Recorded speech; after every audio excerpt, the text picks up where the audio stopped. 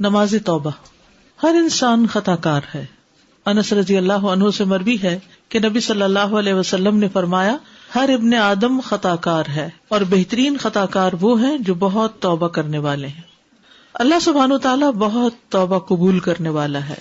ان اللہ یغفر الذنوب جميعا انہ هو الغفور الرحیم.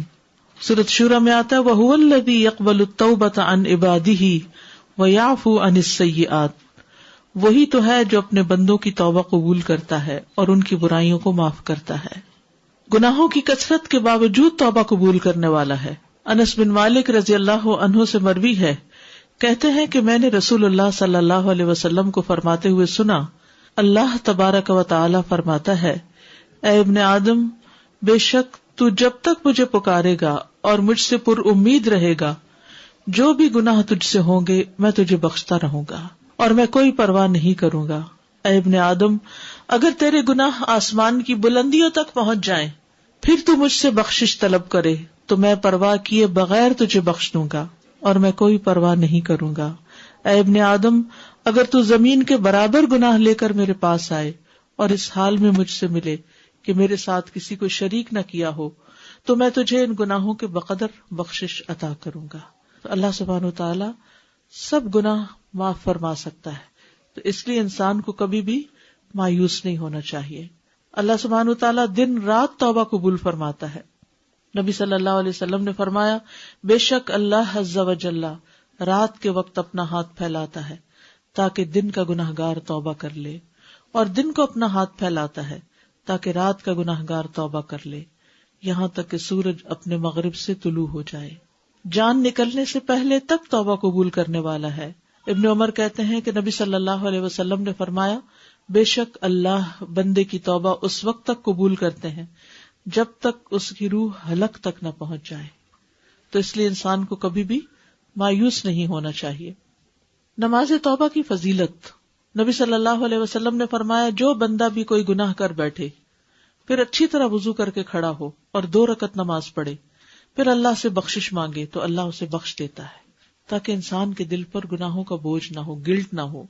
پھر آپ نے یہ آیت پڑھی والذین اذا فعلوا فاحشۃ او ظلموا انفسهم ذکروا اللہ فاستغفروا لذنوبهم ومن یغفر الذنوب الا اللہ ولم یصروا علی ما فعلوا وهم یعلمون. ایسے لوگوں سے جب کوئی فحش کام ہو جاتا ہے یا وہ اپنے آپ پر ظلم کر بیٹھتے ہیں تو فوراً انہیں اللہ یاد آ جاتا ہے اور وہ اپنے گناہوں کی معافی مانگتے ہیں. اور اللہ کے سوا اور کون ہے جو گناہ معاف کر سکے؟ اور وہ جانتے بوجھتے اپنے کیے پر اصرار نہیں کرتے.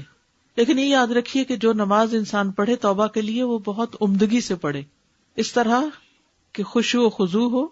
جیسے حدیث میں آتا ہے جو آدمی وضو کرے اور اپنا اچھی طرح وضو کرے پھر 2 یا 4 رکعتیں پڑھے اور ان میں اچھے انداز میں ذکر و اذکار اور خشوع و خضوع کرے پھر اللہ سے بخشش طلب کرے تو اس کو بخش دیا جائے گا. تو یہ ضروری ہے کہ وضو بھی اچھا ہو اور نماز بھی توجہ سے پڑھی جائے. توبہ کی شرائط. نمبر 1 خالص توبہ کرنا، توبوا الی اللہ توبۃ نصوحا. نمبر 2 نادم ہونا. حدیث میں آتا ہے الندم توبۃ، ندامت ہی توبہ ہے. استغفار کرنا یعنی انسان بول کر اللہ تعالیٰ سے معافی مانگے، اصرار نہ کرنا یعنی وہ گناہ ریپیٹڈلی نہ کرنا. آئندہ زندگی کو بہتر کرنا یعنی ومن تاب وعمل صالحا فإنہ یتوب الی اللہ متابا. اور جو توبہ کرے اور نیک عمل کرے تو یقیناً وہ اللہ کی طرف رجوع کرتا ہے، سچا رجوع کرنا. ٹھیک ہے، تو یہ تھی آپ کی صلاۃ التوبہ. یعنی جب بھی انسان سے کوئی گناہ ہو، کسی بھی گناہ کا بوجھ دل پر ہو، کوئی گلٹ ہو، کسی طرح کی پریشانی ہو، کاموں میں رکاوٹ آ رہی ہو اور انسان کو اس کے گناہ ستا رہے ہوں اور غمگین کر رہے ہوں، غمزدہ کر رہے ہوں، ڈپریشن میں مبتلا کر رہے ہوں، تو انسان اچھے سے وضو کرے، اچھی سے نماز پڑھے اور اللہ سے رو کے دعا کر لے کہ اللہ مجھے معاف کر دے. That's it.